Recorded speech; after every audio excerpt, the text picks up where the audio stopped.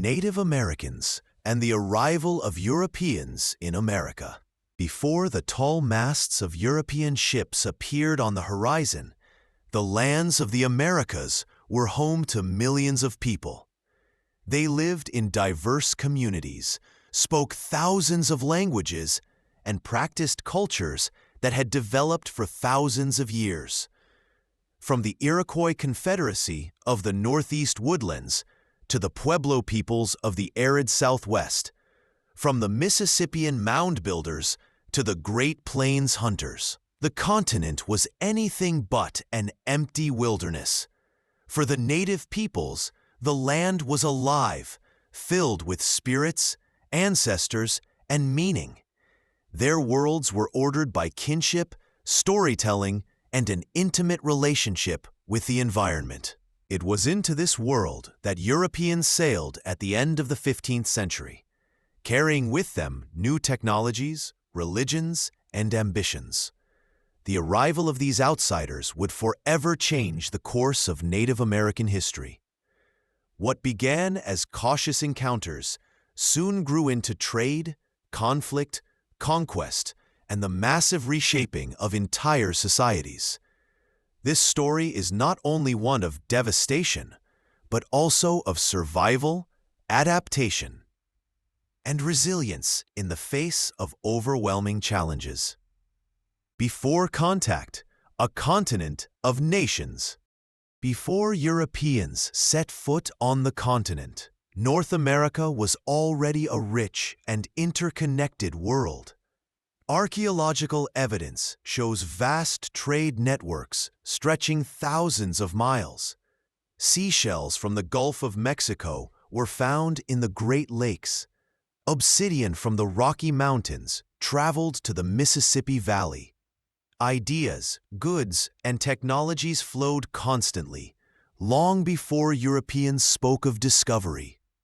In the East, powerful agricultural societies grew corn, beans, and squash, the three sisters, that nourished large populations.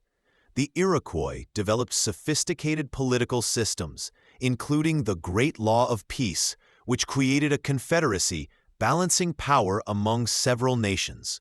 In the Central Plains, people followed the great bison herds, while in the Southwest, desert dwellers built complex irrigation systems and adobe cities. Along the Pacific coast, fishing communities thrived on salmon runs, while in the far north, Inuit societies developed tools and techniques to survive the icy Arctic. These were not primitive peoples, but nations with complex spiritual beliefs, governance systems, and relationships with their environments. When Europeans arrived, they stepped into a world both familiar in its humanity and vastly different in its worldviews. First sightings: Columbus and the Caribbean. The story of European arrival begins with Christopher Columbus in 1492, sailing under the Spanish crown. When Columbus landed in the Caribbean, he encountered the Taino, Arawak, and other peoples who lived in island communities. At first, encounters were cautious. Columbus described the Taino as generous and open, yet he also noted how they lacked iron weapons and armor. For him, this was an opportunity. The Spanish sought wealth, glory, and converts to Christianity. Within decades, conquest spread across the Caribbean. Diseases such as smallpox, measles, and influenza, to which native populations had no immunity, swept through villages. Mortality was catastrophic. Entire communities vanished. The Caribbean became the first site of devastation, but also a warning of what would come on the mainland. North America, the first footsteps. While Spain established dominance in the Caribbean and Mexico, other Europeans soon followed. In 1513, Juan Ponce de Leon landed in Florida. In the 1520s, Hernando de Soto marched through the southeastern United States, demanding food, labor, and riches from native villages. His expedition left a trail of violence and disease that decimated entire peoples.